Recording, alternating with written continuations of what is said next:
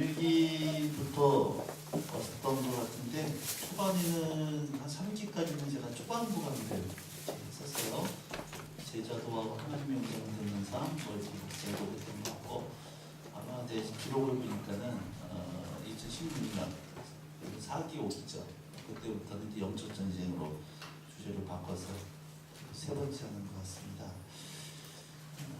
3시간밖에 안 되기 때문에요. 강의 시간이 영적 전쟁이란 큰 그림을 다 다룰 수는 없고 강의하면서 이게 필요하다 싶은 스트레스한 부분들을 좀 이렇게 다루도록 하겠습니다. 그래서 좀 부탁을 드리고 싶은 거는 영적 전쟁에 대한 주제에 대해서 강의를 하다가 혹시 궁금한 거나 신앙 상담은 목사님께 가시고요. 이 주제에 대해서 궁금하신 거나 평소에 강의가 이해가 안 되는 부분들은 강의 중에 질문하셔도 좋고 쉬는 시간이든지 저녁 시간에 질문해 주시면 좀 더 보충이 될 것 같습니다. 네, 에베소서 6장 10절 말씀 같이 보도록 하겠습니다. 에베소서 6장 10절, 11절, 12절입니다.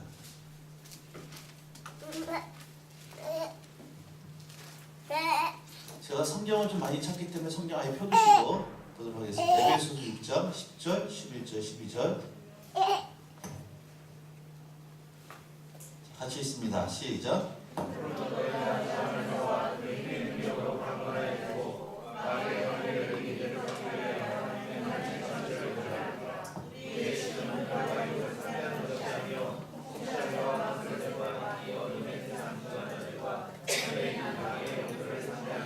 자, 10절 말씀을 오늘 좀 중심으로 오전에 좀 이번 시간 좀 보도록 하겠습니다. 10절만 다시 한번 읽을게요. 시작.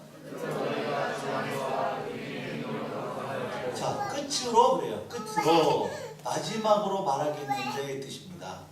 사도 바울은 에베소서 1장부터 어떤 내용을 쭉 이야기해 오고 있다가 6장 10절에 이르러서 내가 끝으로 마지막으로 말하겠는데 하면서 결론을 지금 했던 말이 결론을 내리는데 이 결론을 뭘로 내리냐면 영적 전쟁이라는 주제로 결론을 내리고 있더라고 하는 거예요. 그러면 도대체 사도 바울은 에베소서 1장부터 어떤 내용을 이야기했길래 왜 마지막 주제를 영적 전쟁이라는 주제로 결론을 내리고 있는가라고 하는 거죠. 자, 에베소서 1장부터 3장까지는 다루는 내용이 이 교회가 뭔지를 설명해 주고 있습니다. 에베소서는 교회에 대한 책이다 이렇게요. 교회가 무엇인지, 교회를 하나님 왜 창조하셨는지, 교회의 영광과 특권이 무엇인지를 쭉 하나님의 진리의 말씀을 설명해 주고 있습니다. 그러다가 4장부터 6장 9절까지는 그 교회가 이 땅에서 어떻게 살아야 될 것인가에 대한 삶의 실천적인 적용에 대해서 이야기를 해주고 있다고 하는 거예요. 여러분, 이 건물이 교회인가요? 뭐가 교회죠? 교회가 뭐예요? 근데 여러분들이 교회예요. 예수를 믿는 우리가 교회인 줄로 믿습니다. 절 따라서 하세요. 교회는 건물이 아니라 사람이다. 그래서 교회를 왜 창조하셨는지, 교회의 영광이 뭐고, 교회가 목적이 무엇인지, 특권이 무엇인지 설명하고 나서 그러면 그 교회가 이 땅에서 이렇게 살아야 돼 라고 하는 삶의 적용을 이야기해주고 있다는 얘기예요. 여기 얘기하고 난 다음에 내가 끝으로 말하겠는데 하면서 마지막 결론을 뭘로 내리고 있냐면은 영적 전쟁이라는 주제로 결론을 내리고 있더라고 하는 거예요. 자, 질문을 하겠습니다. 왜 사도 바울은 교회를 이야기하고 그 다음에 교회의 삶을 이야기한 다음에 왜 마지막 결론을 영적 전쟁이라는 주제로 결론을 내리고 있느냐라고 하는 거예요.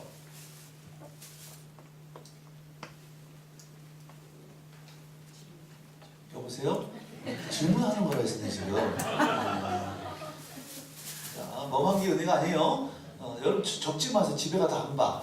집에 가안 봐요. 절대로 사세요. 믿음은 적음에서 나지 않고 들음에서 난다. 집에 가다 안 보니까 저희 보세요. 이거 보세요. 이게 생각하셔야 됩니다. 왜 교회를 설명하고 교회가 이 땅에서 어떻게 살아야 될 삶을 이야기한 다음에 왜 마지막 결론을 영적 전쟁이라는 주제로 결론내리고 있을까? 예.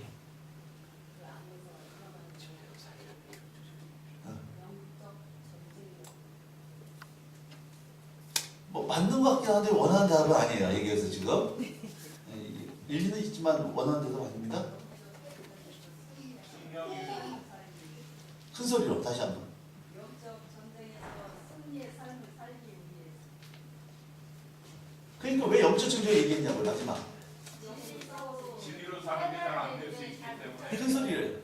진리로 사는 게 잘 안 될 수 있기 때문에 네. 영적 전투가 필요해서 이야기하는 거예요. 어떻게 했어? 왜 영적 진료 사는 것이 잘 안 되는 거하고 역시 다시 한번. 우리 삶에서 잘 안 이루어질 수 있고 그냥 하면은 약하니까 대적해서 영적인 전쟁으로 해야 된다. 왜 마귀가 싸워 왜 이겨야 되죠? 진리인 거하고 싸워 이기는 거하고 방해하니까. 좀 더 관계 맺혀보세요. 거기 대답이 나옵니다. 진리로 살기 위해서. 우리 방해하는 요소들을 지금 우리 장로님 말씀하시는 게 거의 맞는데 좀 더 설명했으면 좋겠어요. 자, 이렇게 설명할게요. 하나님의 자녀로 살기 위해서. 영적인 전쟁이 왜 등장하는 거예요, 여기서?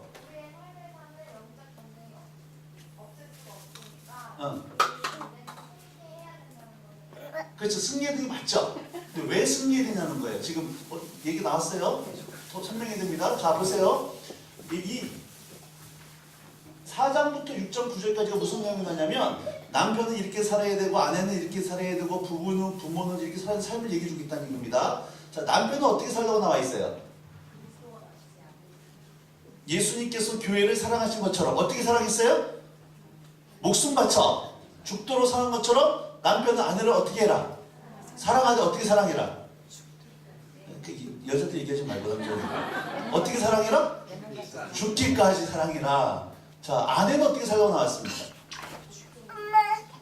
그 근거가 있어요. 무조건 복종하라는 얘기가 아니라 교회가 주님께 뭐한 것처럼 순종한 것처럼 아내는 남편에게 뭐 해라?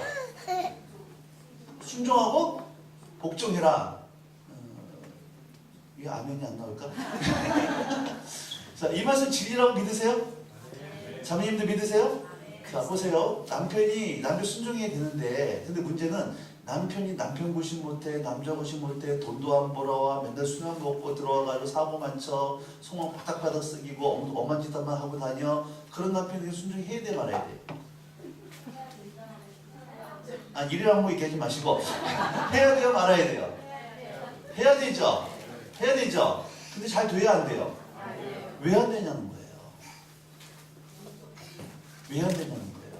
여러분, 중대장이요 술이 취해가지고 개가 돼서 지나가고 있어요. 근데 이등병이 그 술이 취해가지고 아주 그냥 지나가고 있는 중대장한테 인사해야 됩니까, 말아야 됩니까? 인격 때문에 인사하는 거예요? 아니면은 그 존재이기 때문에, 신분 때문에 인사하는 거예요? 신분 때문에. 그럼 남편이기 때문에 순종하는 겁니까? 남편 나와야 순종하는 건가요? 말은 잘하셔가지고요. 그런데 순종이 돼야 안 돼요? 왜 안 되냐는 거예요. 모르는 거 아니잖아요. 은혜 받으면은 그래, 왼손 같은 남편 사랑해야지 결심도 하는데 그 결심 받고 집에 들어가서 남편 얼굴 보면서 뚜껑이 열리기 시작하잖아요. 왜 안 되냐는 거예요, 이게. 네, 그렇게 살지 못하게 만든 누가 있기 때문에? 원수가 있기 때문에. 이렇게 길러가지고 이렇게 살아야 되는데 이렇게 살려고 할 때 그렇게 살지 못하게 만든 누가 있다? 원수가 있기 때문에 내가 마지막으로 말하겠는데 너희가 주 안에서와 그 힘의 능력 안에서 어떻게 해줘라? 강건해져야 된다는 거예요. 강건해져야 된다. 이해가 되시겠습니까? 네. 여러분, 우리가 몰라서 못 사는 거 아니에요? 거룩하게 살려고 거룩하게 살아는 거 알잖아요. 거짓말하지 않고 아까 목사님 말했던 것처럼 여러분, 나와 복음을 위하여 이 모든 것을 버린 자, 이거 처음 듣는 얘기 아니에요. 근데 이 모든 버리기 내 수익이 10만 원짜리 헌금하고 또 벌벌 떨면서 우리 헌금 수준인데 어떻게 남편을 버리고 자녀를 버리고 어떻게 버릴 수 있겠냐? 이게 몰라서 못 사는 거 아니라니까? 은혜 받으면 결심도 한다니까요. 근데 삶 속에 들어가면 이게 안 돼요. 왜 안 되느냐? 그렇게 살지 못하게 만든 누가 있다? 원수가 있다. 그러면 우리가 이 말씀대로 살기 위해서는 어떻게 하면 살아갈 수 있을까? 어떻게 하면 살아갈 수 있을까요? 10절에 답이 있어요. 10절에. 이 말씀대로 살기 위해서는 우리가 어떻게 하면 살아갈 수 있을까요?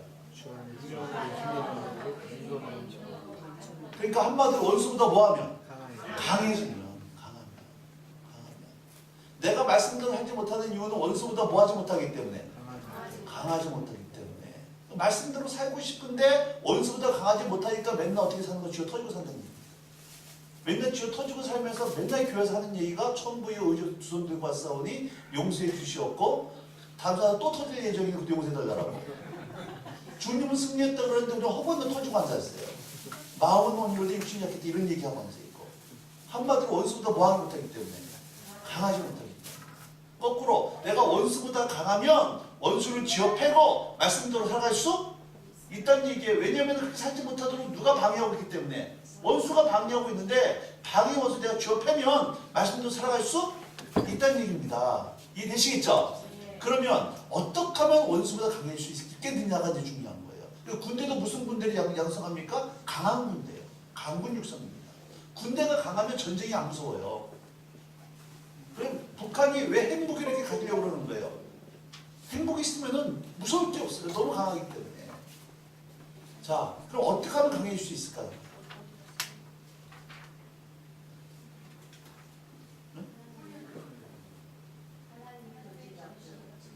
10절에 답이 다 됐어요. 10절에. 주 안에 있으면. 그리고 받은 그 힘의 능력 의로할 때 똑같습니다. 아닙니다.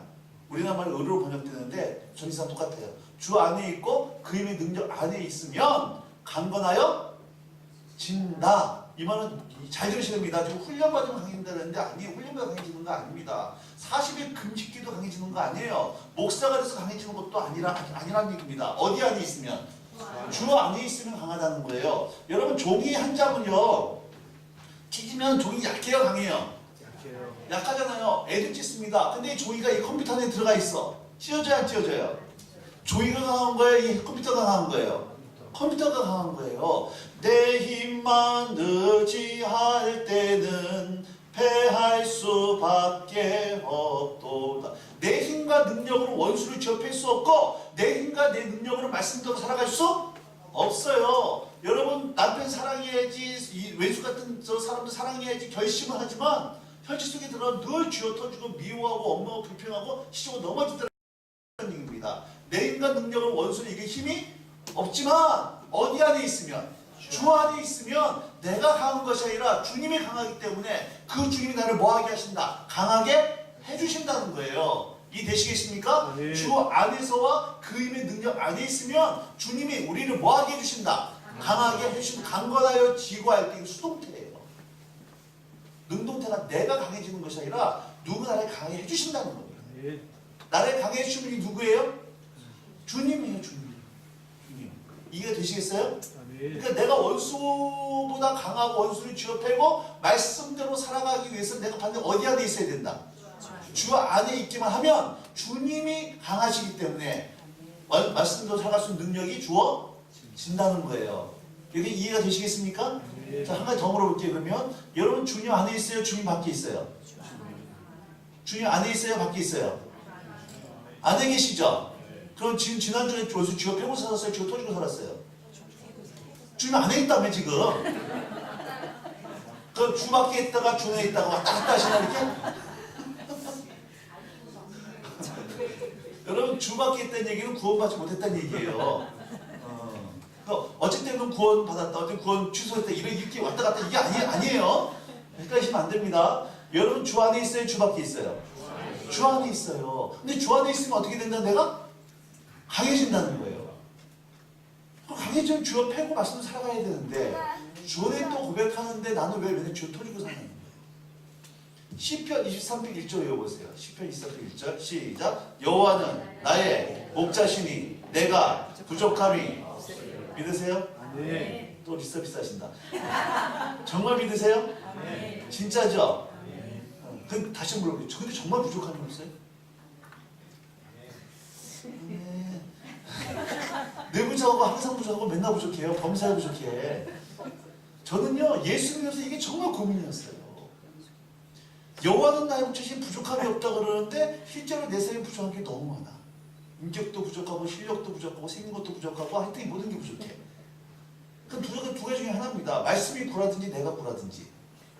근데 말씀이 같이 하는 없어요. 똑같은 얘기입니다. 주 안에 있으면 주님이 나를 강하게 하시기 때문에 주님이 승리처럼 나도 승리할 수 있는데 주님 안에 있다고 하는데 나는 왜 맨날 승리를 못 내리고 있냐는 거예요. 왜 터지고 앉아있냐는 거예요. 맨날 죄가는 홀쭉하고 앉아있냐는 얘기예요. 이 말은 주님 안에 존재론적으로 예수 믿고 거듭나는 순간 내가 그리스도의 십자가에 못 박혔나니 누구든지 그리스도의 새로운 피조물이라 했습니다.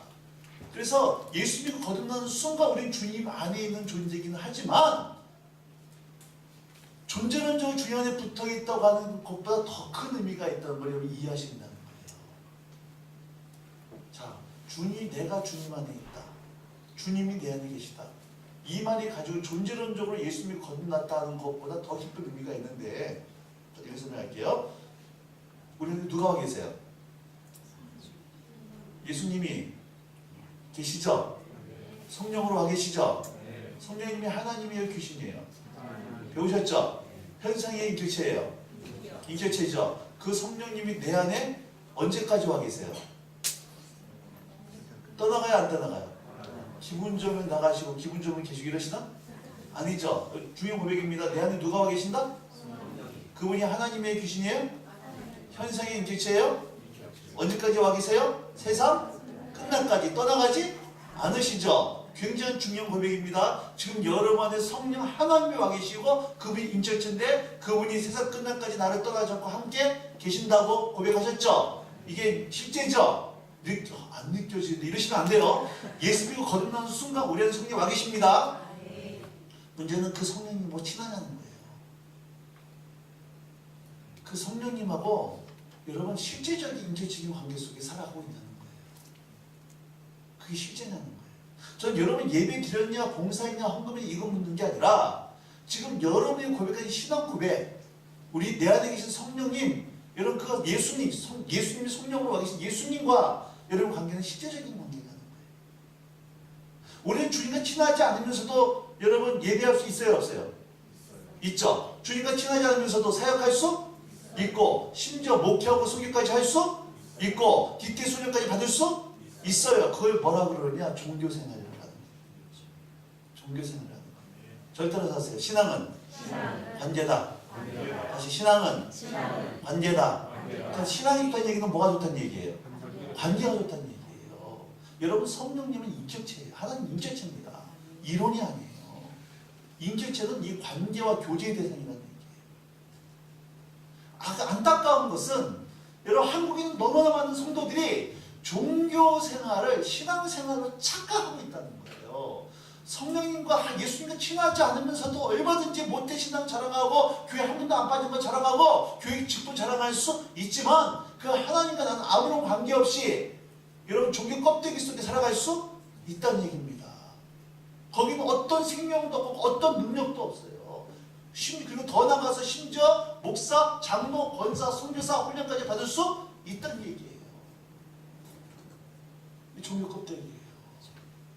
여러분 점검하셔야 됩니다. 내 안에 계신 예수가 진짜냐는 거예요. 진짜냐는 거예요. 제가 참 좋아하는 찬양 있어요. 주와 같이 길 가는 것 즐거운 일 아닌가. 우리 주님 걸어가시 발자취를 밟겠네. 한 걸음 한 걸음 주 예수와 함께 날마다 날마다 우리 걸어가리. 주와 같이 길 가는 것 즐거운 일 아닌가. 우리 주님 걸어가신 발자취를 밟겠네. 한 걸 한 걸 주 예수님과 함께 지난 한 주간 세상 속에서 직장 속에서 주님 손잡고 살아오셨고 일주일 동안 살았던 그 삶의 열매를 가지고 여러분 내일 주일날 삼재서로 주님께 드리고 있다는 거예요. 이게 실제라는 거예요. 여러분 여러분들이 고백했던 이 예수님에 대한 신앙 고백 때문에 정말 부부관계 회복됐습니까? 오늘 내가 고백하는 이 복음 때문에 나를 어렵게 하고 나이가 아껴먹는 친구 정말 용서가 되어졌고 여러분 정말로 나를 그렇게 혹독히 휩싸시는 시댁이 여러분들을 마음에 변화가 되어져 가고 있고 내내 또 못된 죄악들이 떨어져나는 경험들이 있다는 거예요.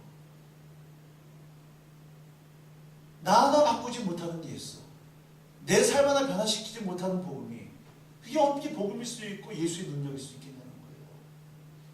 세상 사람들이 가지고 있는 그 모든 죄악들, 그 모든 삶의 모습이 오늘 이 자리에 앉은 여러분 우리 상관들 그대로 묻어있지 않습니까? 그대가 우리 틀린 점은 이 사람들은 주일날 놀러가고 우리는 주일날 교회 갔다 이 차이밖에 사실 큰 차이가 요즘은 없더라고 하는 거예요.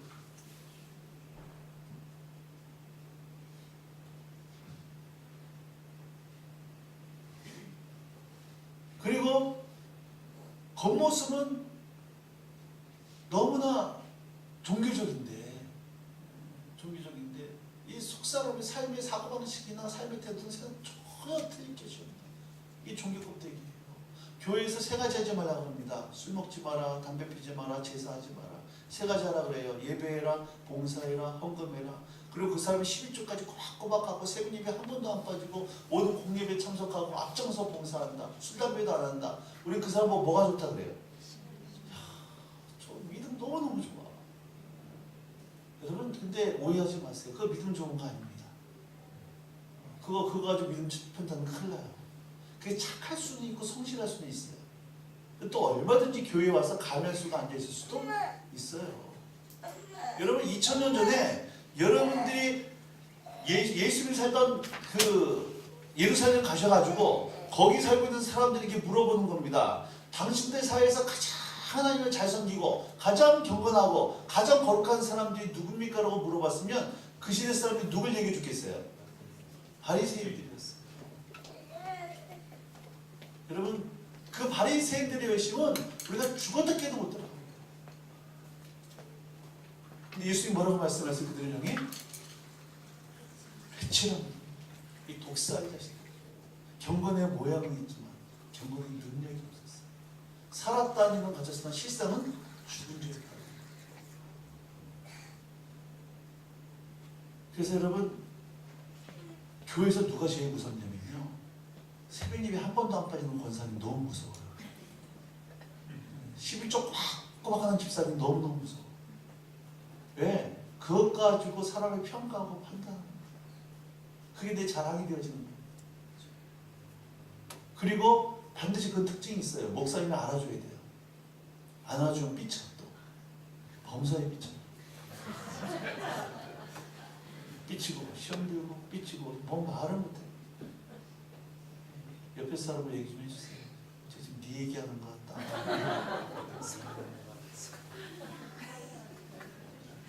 여러분의 종교 껍데기예요. 종교 껍데기. 거기에는 생명도 없고 능력도 없어요. 생명 능력도 없어요. 그런 점검 시험이 나왔다면 DTS라고 해서 14조. 그래서 여러분 기억하셔야 됩니다. 이 DTS도 그럼 종교 껍데기가 될 수 있어요, 없어요? 있어요. 여러분 훈련이 사람 바꾸는 거 아니에요. 예수님이 바꾸는 겁니다. 여러분 통는. 근데 주님 없이 얼마든지 우리 훈련 받을 수 있어요. 이전보다 더욱 사랑합니다. 여러분 14주 전과 지금 비교해서 여러분 가슴 속에 주님에 대한 목마름과 그 사랑함이 여러분 더 붙어오고 있는 거예요. 이게 실제하는 거예요. 이게 제대로 가고 있어요. 강의는 들었는데 엄마. 훈련 마무리되어 가는데 훈련 받기 전이나 주를 향한 사랑도 있는 것 같고 목마름도 없고 강의는 듣고 지식은 들어가는데 여러분 이것을 그거 가지고 사랑합니다. 착각하는 겁니다. 엄마. 서해바다에 꽃게 부부가 손잡고 마시러 나갔어요. 근데 안타깝게 하필이면 그날따라 남편 꽃게는 중국 배 붙잡혀 가버리고 아내 꽃게는 한국 배 붙잡혀 가버렸네. 자, 중국 배 붙잡혀 갔으니까 무슨 삶이에요 이거? 한국 배는 가격 차이 나야 안 나요? 똑같은 선수 똑같은 시간에 그저 국적만 틀린 배로 붙잡았을 뿐인데 가격 차이가 왜 틀릴까? 저는 포항 사람입니다. 지금 포항에서 올라왔어요. 포항에서는 제일 전국에서 제일 큰 어시장이 있습니다. 죽도시장이라고. 그 저희는 생선 먹을 때 죽도시장 가지고 직접 고릅니다. 지명하여 부르시는 내 것이다 그래가지고요. 살아있는 직접 지명해서 먹어요. 이거 잡아주세요. 그러면 그거 살아서 그거 잡아서 먹습니다. 근데 이 천안 같은 데 와가지고요. 수돗물 코너 가면은 거기 있는 생선 보면 그런 생각이 들어요. 아니 썩은 거 왜 먹지? 이런 생각이 들어요. 무슨 차이예요 이게? 신선도 차이예요. 신선도. 중국산은 중국으로 들어갔다가 다시 한국으로 나오기 때문에 신선도가 그만큼 떨어져요. 여러분 오늘 여러분 영적인 신선도가 지금 어때요? 내 안에 영적인 신선도. 갓 잡아버린 신선은요, 낚시해서 막 잡아버린 신선은 펄떡펄떡 튑니다. 얼마나 힘이 좋은지 몰라요. 근데 잡은 지 오래돼가지고 수족관에 오래 갇혀있는 생선, 근데 메가리가 없어요 생선이. 그런 생선 먹어도 맛이 없어요. 막 주님과의 관계가 너무 신선해가지고 영적 신도가 좋은 성도는요, 찬양이 힘이 있고 기도가 힘이 있고 예배가 활력이 있고 사회 막 다이나믹합니다. 근데 모태신앙이고 교회 직분 오래되어졌음에도 불구하고 주님과의 영적인 신선도가 떨어져 있는 성도는 이 기도하는 건지 좀 연구하는 건지 구분이 안 돼요. 예배 드리는 거 보면 예배 훈련장인지 이게 예배인지 구분이 안 돼요. 그리고 언제가 제일 행복하냐? 예배 끝나고 났을 때 얼굴이 제일 행복해. 그 설교 짧은 게 그렇게 좋아. 또 여러분 점검하셔야 됩니다. 우리 자녀 어떻고, 우리 가정 어떻고, 나 어떠냐. 여러분 그렇게 영적인 신도가 떨어진 상태에서 세상에 나가봤자 원수를 쥐어 패기는커녕 이걸 쥐어 터지고 살고. 그런들 하는 얘기가 전부 듣고로 마음은 오는데 육신이 약하다 이런 얘기가 나와요.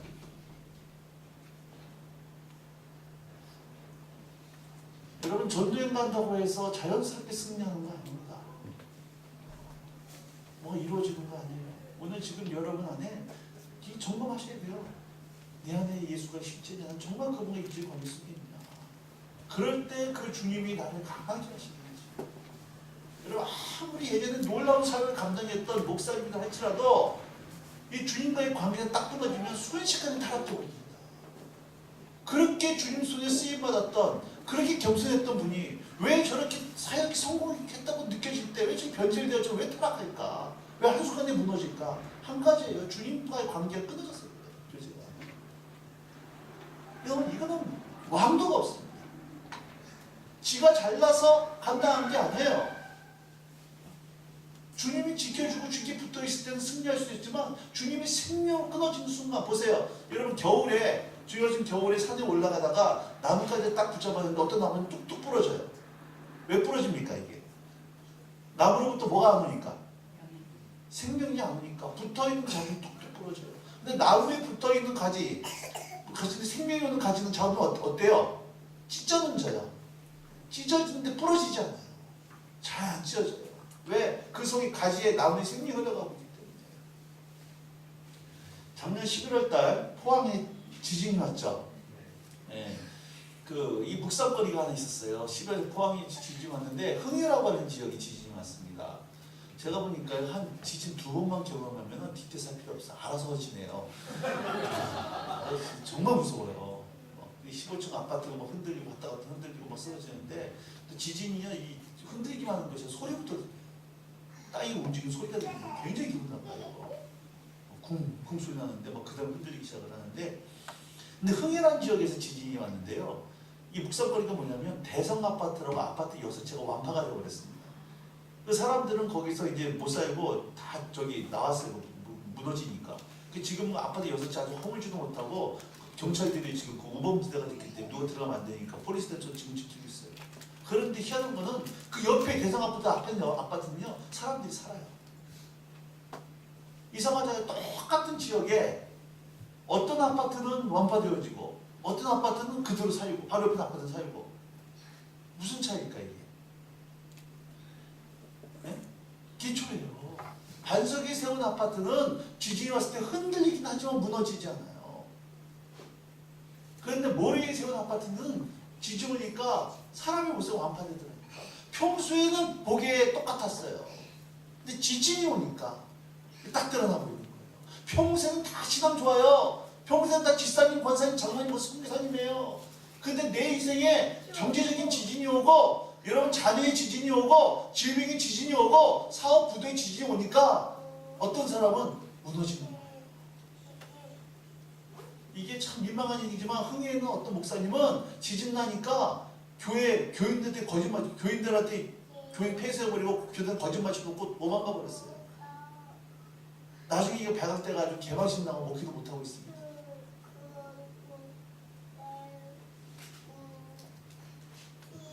여러분 아무리 여기서 하나님의 음성 듣는 사람 묵상, 중보기도, 선교, 성령 아무리 이런 데로 싸놔도 그래서 그런 거 배워가지고 고상하게 목회도 적어놓고 훈련받은 것 같은데 내 안에 이 기초가 튼튼하지 않으면 주인과의 관계가 튼튼하지 않으면 여러분 이거 다 이론이 내 삶한 손가락 하나 못 바꿉니다.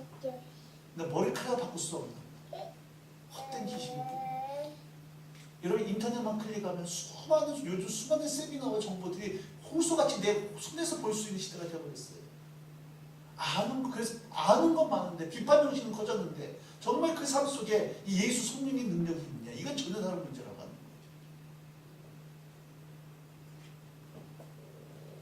거예요. 여러분 이거 없는 상태에서 이거 쌓아봤자 이거 아무 의미가 없습니다. 1000명, 10,000명 쌓아도요 한순간에 무너져요.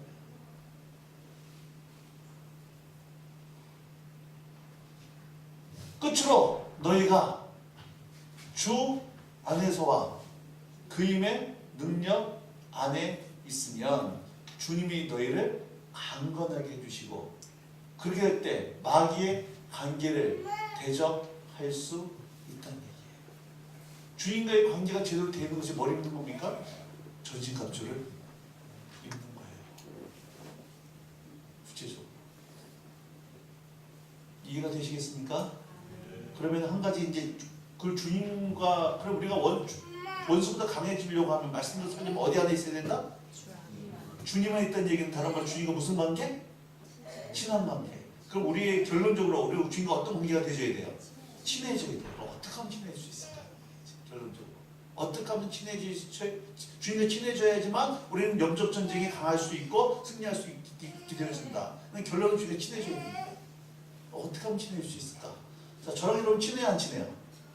안 친해요. 친한 척 하지 마세요. 안 친해.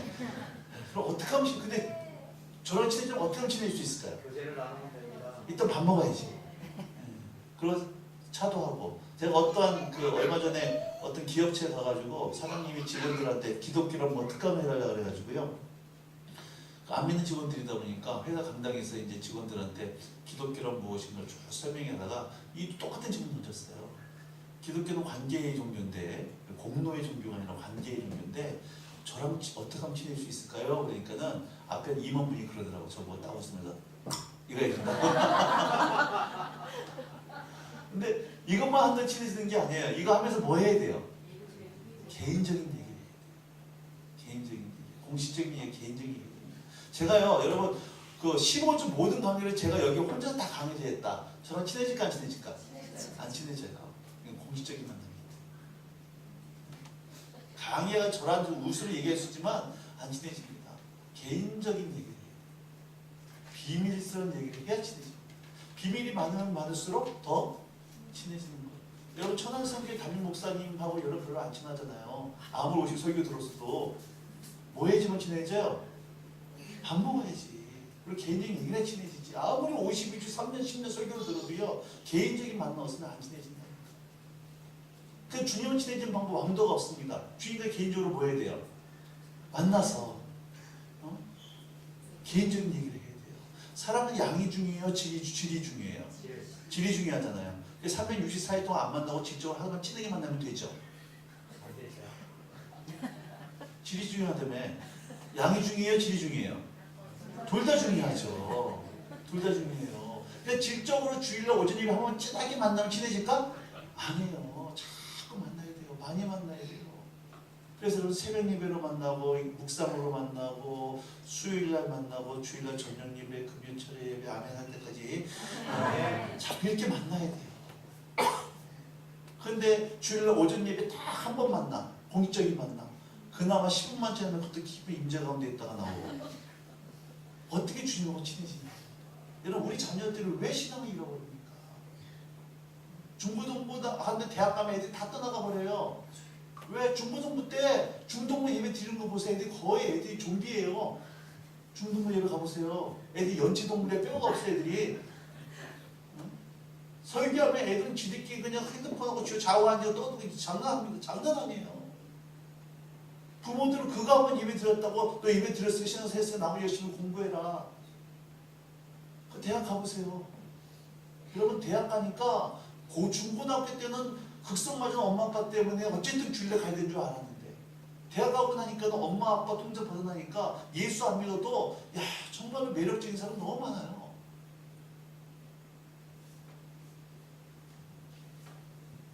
여러분 그런데 주님 못 만나면 이거 어쩔 수 없어요.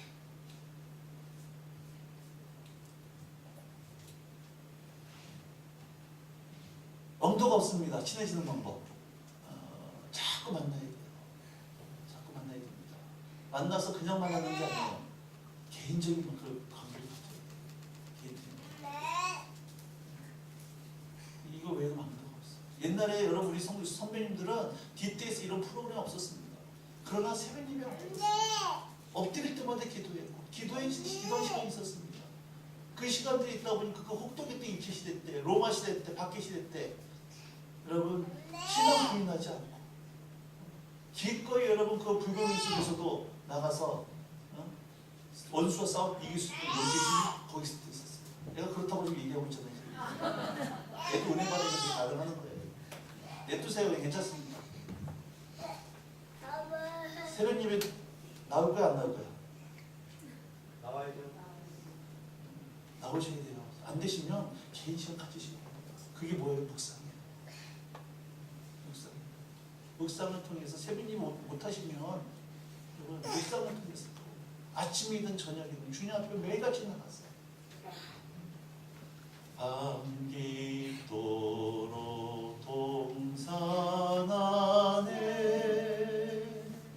주와 함께 있으려 하나 괴로운 세상에 밟아나서 날 바라며 마친다. 주가 나와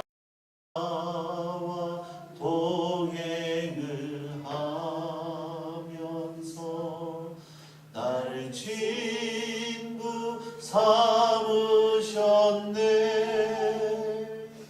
우리 서로 받은 그 기쁨은 알 사람이 없도다. 밤깃도로 동산 안에 주와 함께 있으면 너무 그 시간이 주님의 친밀함이 너무 좋아서 밤새도록 있고 싶은데 주님과 있다 보니까 괴로운 생명이 하나님을 만나서 나의 가라간 주의 음성을 듣는 겁니다. 주가 나와 동행을 하면서 나를 친구 삼으셨던 주인과 누린 그 깊은 영적인 비밀을 알 사람이 없다는 거예요. 여러분이 주님과의 친밀한 깊은 비밀이 여러분 속에 더 아름답게 싹트는 은혜가 있기를 주님으로 축복합니다. 그래야 세상에 나가서 여러분 가정을 변화시키고 직장을 변화시키고 아멘을 부여할 수 있는 영적인 파워가 거기입니다. 아멘. 축도 있죠. 우리 주 예수 그리스도의 은혜와 하나님의 사랑하심과 성령님의 교통하심, 성령 교통하심. 이게 성령님의 힘입니다. 성령 충만은 성령 능력 받고 세상을 휘두르는 얘기가 아니라 성령님과의 친밀한 교제를 해요. 성령 수목하기 시작할 때 그 사람의 성령 은사와 능력이 드러나기 시작합니다. 아무리 썰면서 여러분 많이 해봤자 이 주님이 성령이었으면 가가지고 그냥 들으시고 했네 이거지 어느 한 사람 바꿀 수 없어요. 어느 한 사람 바꿀 수 없어요. 여러분 본질을 의식하면 안 되고 열심히 했다가 중요한 것이 아니라 제대로 가면 하는 거예요. 열심히 했는데 부산까지 못 보아있다. 이거 아무 의미가 없어요. 이거 헛수고입니다. 14주 15주 열심히 전도에 가는데 이 방향이 달라야 돼요. 그 방향이 어디로 가는 거예요? 주님. 이해가 되시겠습니까? 자, 제목 안 적었는데 영적 전쟁 기초입니다. 기초를 잡고 제가 참 고민을 했어요. 어떤 부분을 다뤄야 되나 워낙 많은데 그러다가 제가 그냥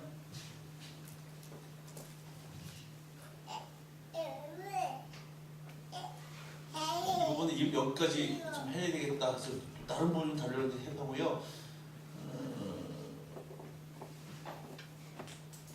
네, 좀 그 영적 전쟁에 있어서 이 신분과 권위를 좀 다루려고 합니다.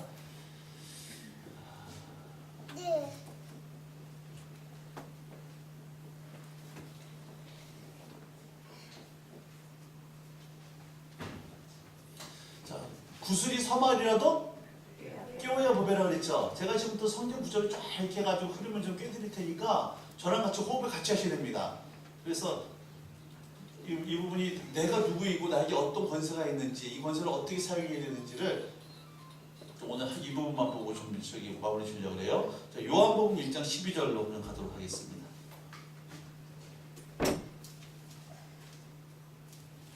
요한복음 1장 12. 이 말씀 보려면 간첩인데 자, 요한복음 1장 12절입니다. 자, 같이 읽겠습니다. 시작.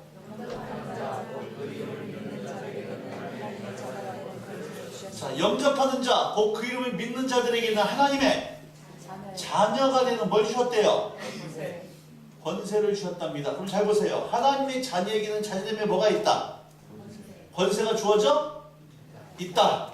내가 하나님의 자녀니까 나에게 뭐가 있다는 거예요? 권세가 있다는 얘기죠. 자, 자녀는 신분입니다.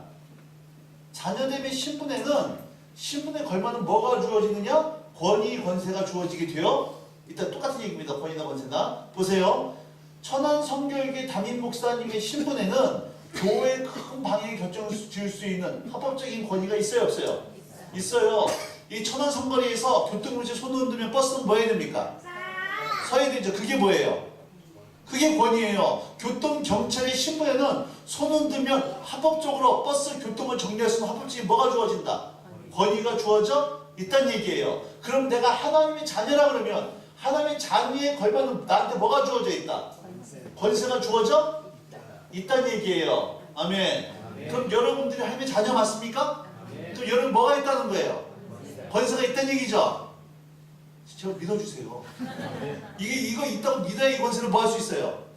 사용할 수 있다니까. 여러분 느낌을 의지하시면 안 됩니다. 진리를 붙으셔야 돼요. 느낌과 상관없이 진리를 가는 겁니다. 워낙 우리 느낌이 워낙 변질된 느낌으로 살아왔기 때문에 거짓 속에 살아왔기 때문에 이게 정색처럼 느껴질 거예요. 근데 새로운 느낌을 가져야 됩니다. 진리의 근거가 말씀 그대로 가는 겁니다. 내가 하나님의 자녀 맞죠? 영접하는 자, 그 이름을 믿는 자녀들에게는 하나님의 자녀가 되는 뭘 주셨어요? 자녀들에게 권세를 주셨다. 자녀에게는 자녀에 걸맞는 뭐가 있다? 권세가 주어져 있다는 거예요. 보세요. 교통경찰이 신빈이야. 오늘 처음 교통이 됐어. 근데 천안 상거리에서 손을 흔드는데 교통경찰을 하는데 그 앞에 간 버스 기사가 30년 동안 버스 운전했던 사람입니다. 근데 버스를 운전해 가는데 보니까는 처음에는 신빈 교통이 교통정리를 하고 있는 거야. 버스 기사 보고 야 저거 신빈이구나. 무시하고 지나갈 수 있다 없다? 없어요. 오늘 교통이 됐건 10년 전에 교통이 됐건 상관없이 교통이 손만 흔들면 버스는 뭐 해야 돼요? 서야 되는 거예요. 또 오늘따라 교통이 몸이 아파. 손을 조금밖에 못 들었어. 그런다고 무시하고 지나간 거? 없어요. 조금 들건 번쩍 들건 손만 취하면 뭐 해야 되는 거예요? 이게 권위라는 거예요. 그럼 잘 보세요. 내가 평신도이든 목사이든 오늘 예수 믿었든 백년복음 권사든 전혀 상관없이 내가 하나님의 자녀라 그러면 자녀에게는 자녀에 뭐가 있다? 권세가 주어져 있다. 여러분이 하나님의 자녀 맞죠? 또 여러분이 뭐가 있다는 거야? 권세가 있다는 얘기죠. 제발 믿어주세요. 이걸 진리를 붙드셔야 됩니다.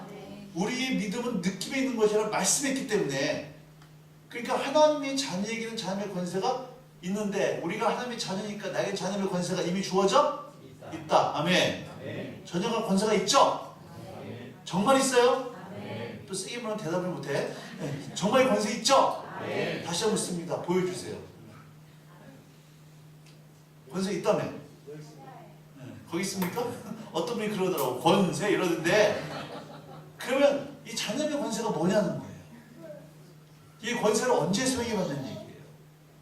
이 권세를 통해서 어떤 일이 일어나냐는 거예요. 이 권세를 사용할 때 내 삶에 어떤 변화가 나타나냐는 거예요. 이걸 구체적으로 살펴봐야 됩니다. 기독교는 내가 늘 얘기하죠. 저는 굉장히 실용적인 사람입니다. 기독교는 이론이 아니에요. 실제입니다. 실제 속에 증명되는 기독교는 기독교가 아니에요. 믿음은 바라는 것들의 실상이요. 보이지 않는 것들의 눈에 보이는 것은 믿음이 필요 없어요. 믿음이 필요한 이유는 보이지 않기 때문에. 그러나 보이지 않더라도 그것은 분명히 있기 때문에. 그래서 믿음이 필요한 거예요. 믿음은 없는 것은 없는 것처럼 믿으려고 애쓰는 것이 믿음이 아니라 분명히 존재는 해. 근데 보이지 않아. 그래서 믿음은 보이지 않는 것들의 실상이요 증거라고 하는 겁니다. 이해되시겠죠? 자, 그러면 오늘 이 자녀됨의 권세는 도대체 무슨 권세인가를 알기 위해서는 우리 모든 권위의 출발점이 누굽니까? 하나님이세요.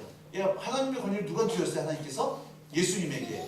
예수님이 주신 권위가 누구한테 왔어요? 우리에게. 머리 대신 예수님에게 권위가 왔으니까 몸된 우리도 권위가 왔는데, 그럼 오늘 자녀됨의 권위를 이해하기 위해서는 우리 큰형 대신 큰오빠 대신 예수님의 권위를 먼저 이해를 해야 그 안에 있는 나의 권위를 제대로 이해할 수 있다는 얘기입니다. 아시겠죠? 두 가지로 놓고 얘기할 거예요. 먼저는 예수님의 권위가 뭔지를 설명하고, 예수님의 권위가 이해되어지면 그 안에서 나의 권위가 뭔지가 제대로 이해되기 때문에 먼저 예수님의 권위가 뭔지를 먼저 설명하려고 합니다. 정신 바짝 차려 절 따라오셔야 됩니다. 왜냐하면 지금 너무 여러분 지식이 산발적 흩어져 있는 걸 제가 모아드리려고 그런 거니까. 자, 예수님의 권위가 어떤 권위입니까? 창세기 3장 15절로 가세요. 창세기 3장 15절입니다.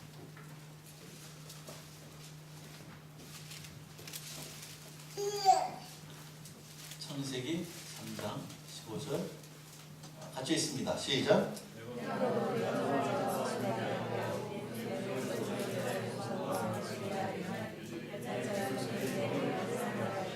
자, 이 창세기 3장 15절은요 원시복음이라고 하는, 좀 적어놓으세요. 원시복음이라고 합니다. 원시복음.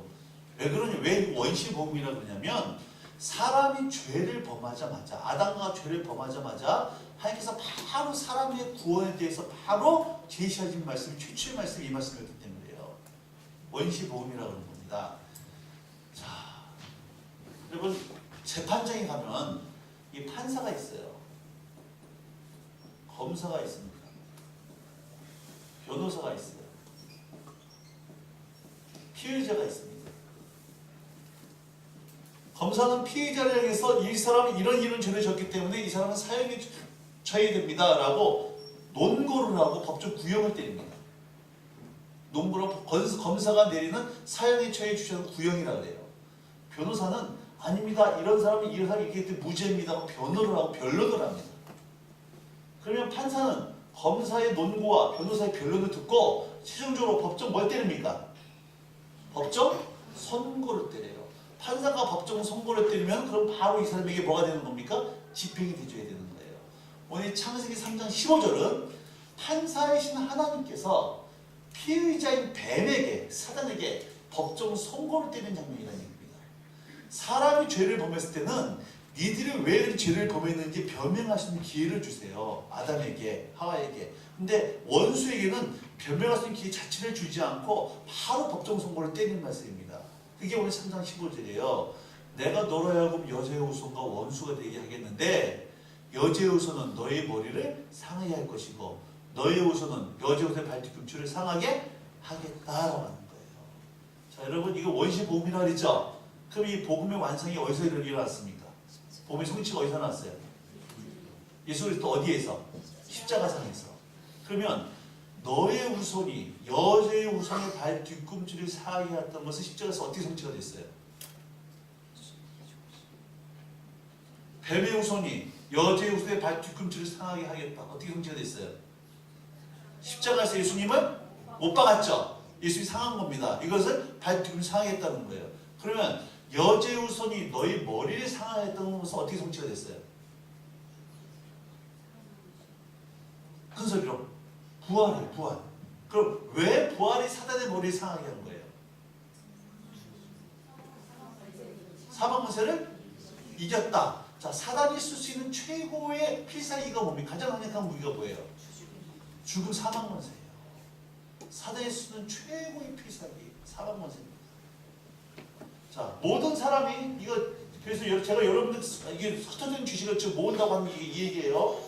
자, 보세요.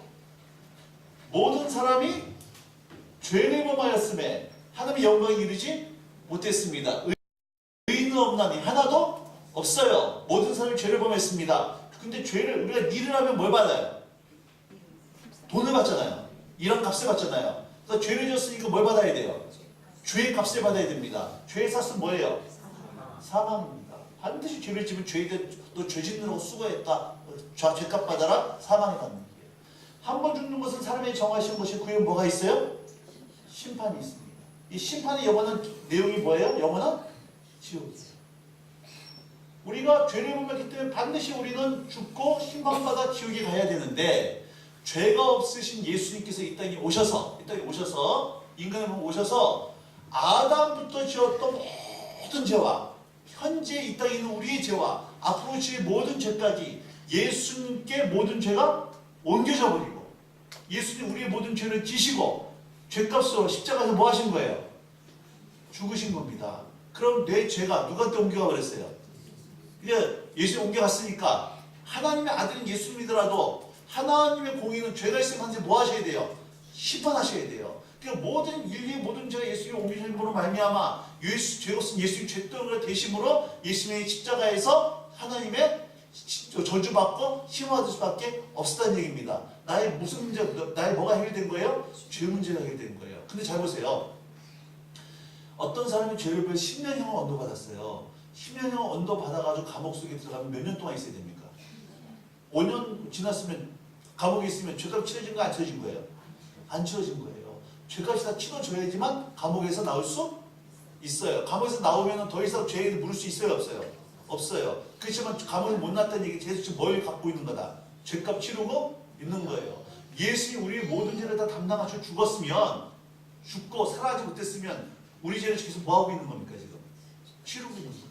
그런데 예수님이 죄값을 지고 죽었어요. 죄값을 죽었어요. 사망이었어요. 근데 사망 가운데 있다가 사망을 깨뜨리고 부활하셨기 때문에 더 이상 죄에 대해서 처리를 해버리시고 그래서 부활하시고 우리를 뭐라고 하신 거예요? 의롭다라고 칭해주셨다는 겁니다. 이해되시겠죠? 그러니까 예수님이 십자가 모든 죄를 담당하셨고 우리의 죄를 해결하신 것이고 해결하시고 부활하심으로 말미암아 우리를 의롭다라고 어깨치기를 얻게 해주셨다는 얘기입니다. 그러면 더 이상 사단은 우리에게 어떤 권세가 있어요? 없어요? 없다는 얘기예요. 자, 여기 설명할게요. 우리 장모님께서요. 우리 권사님이신가요? 권사님께 한 굉장히 그만 돈을 빚을 졌어요. 그리고 권사님이 아침 저녁으로 수십 분이 전화하는 거예요. 동급하 전화하는 거예요. 장모님이 갚을 능력이 없어. 죽을 지경이에요. 그런 장모님을 제가 불쌍히 여겨가지고 대신 그 돈을 갚아줬어. 더 이상 전화할 수가 있어요? 없어요? 없어요. 이미 죄값이 치러졌기 때문에. 예수님 십자가에서 맨 마지막 하신 말씀이 무슨 말씀이에요? 다 이루었다. 테테로스 타이로입니다. 다 이루었다는 말이 이 경제 시장에 쓰는 용어인데 다 갚았다는 얘기예요. 뭘 갚은 겁니까? 죄값을 갚았다는 거예요. 누구한테? 사단이 아니라 하나님께. 하나님이 죄가 있으면 이제 해야 되는데 이 모든 죄값을 감당했다는 거예요. 다 갚았다는 거예요. 이해되시겠죠? 히브리서 2장 14절 15절로 갔어요. 히브리서 2장 14절 15절.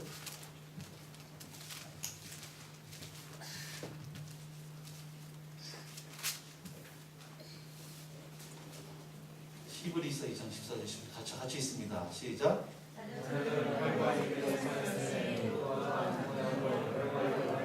자, 자녀들이 혈격이 속했다. 사람이란 얘기예요. 예수님도 자녀가 똑같은 인간의 모습 오신 이유가 있다고 하는 겁니다. 계속 읽으세요.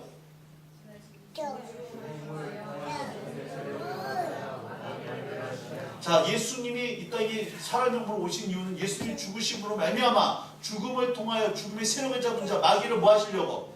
멸하시려고. 그래서 그 다음에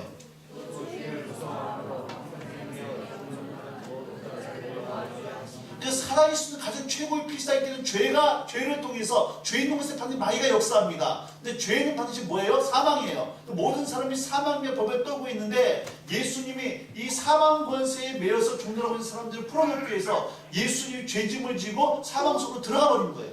그리고 사망에 깨트려 버리신 말미암아 사단이 사망 권세를 깨어져 버렸다라고 하는 겁니다. 또 이렇게 설명할게요. 이 사망이라는 권세를 가진 권총이 가진 강도가 위협하고 있는 거예요. 꼼짝 마. 또 움직이고 쏴주겠어는 거예요. 사망이라는 권총 앞에 벌벌 떠고 있는데 우리 또 권사님께서 너무 분노가 나가지고 벌떼를 가지고 쏴 그런 거예요. 사망이라는 권세 쐈는데 안 죽어. 그럼 이게 소용이 있어요 없어요? 없어요. 원수가 죄가 있는 곳에 사망 권세를 가지고 위협하고 벌벌 떠고 있는데 예수님이 오셔가지고 죽고 부활하심으로 말미암아 사망 권세를 깨트려 버렸다는 얘기입니다. 이 되시겠죠? 저는요 이 침례교회 목사입니다. 침례교회 목사로서 제가 뭐 다른 건 필요 없는데 침례교회 목사 가지고 있는 자부심이 하나 있어요. 이게 뭐냐면 침례 줄 때입니다.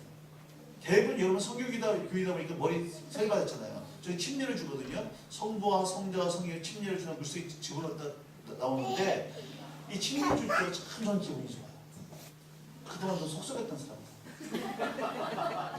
성부와 성자와 성령의 침례를 주느라 집어넣어요.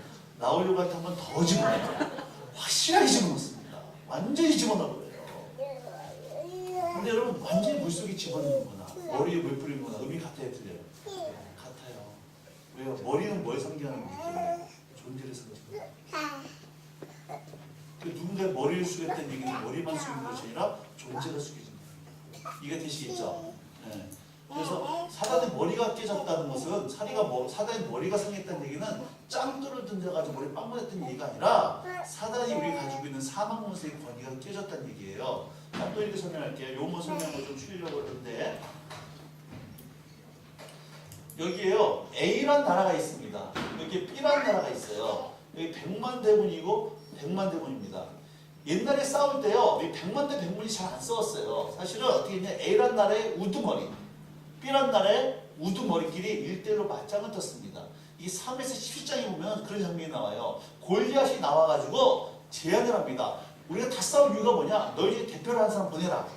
우리끼리 싸워가지고 내가 지면 우리가 너희 종이 되고 너희도 우리 종이 되겠다. 대표로 누가 나갑니까? 다시 나가요. 다시 나가서 골리앗을 블레셋의 우두머리 골리앗을 깨트리니까 골리앗 하나만 죽었음에도 불구하고 블레셋은 뭐 한 거예요? 여기 피한 거예요. 피한 겁니다. 그래서 골리앗을 피하니까 더 이상 이 권세를 부릴 수가 없다는 얘기입니다. 이해 되시겠죠? 그러니까 사단의 머리가 상했다는 얘기는 사단의 존재가 사라진 것이 아니에요. 사단의 존재는 언제 사라져요? 예수님 다시 재림하실 때 사단이 완전히 사라집니다. 사단의 머리가 상했다는 얘기는 사단이 우리를 가지고 있는 뭐가 사라졌다는 거예요? 권세가 사라졌다는 거예요. 그 권세는 뭐가 있을 때 발휘될 수 있는데 죄가 있을 때 발휘될 수가 있는데 이 사단이 권세를 부릴 수 있는 죄를 예수 십자가에 감당하심으로 말미암아 사단은 더 이상 우리에게 아무런 권세를 갖고 있지 못하다는 얘기입니다. 사단의 머리를 상하게 했다는 얘기가 영어로 크러시했다 그래요. 크러시. 영어로 상하게 크러시했다는 얘기예요. 이 영어가 이런 단어입니다. 애들이 과자를 먹고 떨어뜨리잖아요. 과자를 밟아요. 한 바퀴 확 돕니다. 과자가 어떻게 돼요? 박살되죠. 이게 영어로 크러시했다는 얘기예요. 예수님이 십자가에서 사단의 머리를 밟고 한 바퀴 확 돌았어요. 사단의 대급배가 어떻게 된 겁니까? 완전히 박살 났어요. 사단의 머리가 박살났다는 얘기는 사단의 존재가 사라진 것이 아니라 우리를 향해 가지고 있는 사단의 권세가 끼어져 버렸다는 거예요. 이해 되시겠죠? 그 사단은 더 이상 우리에게 아무런 권세를 갖고 있지 않다는 거예요. 아멘. 아멘. 이렇게 좋은 얘기를 하는데 이렇게 아무런 감동이 없이 앉아있는 여러분들하고 참 내가 뭔 얘기할지 모르겠네. 아니 사단이 여러분에게 아무런 권세가 없다고 얘기하는데도 이렇게 아무런 감동 없이 앉아있는 이유가 왜 그러느냐. 그게 쥐어 터지고 살았거든.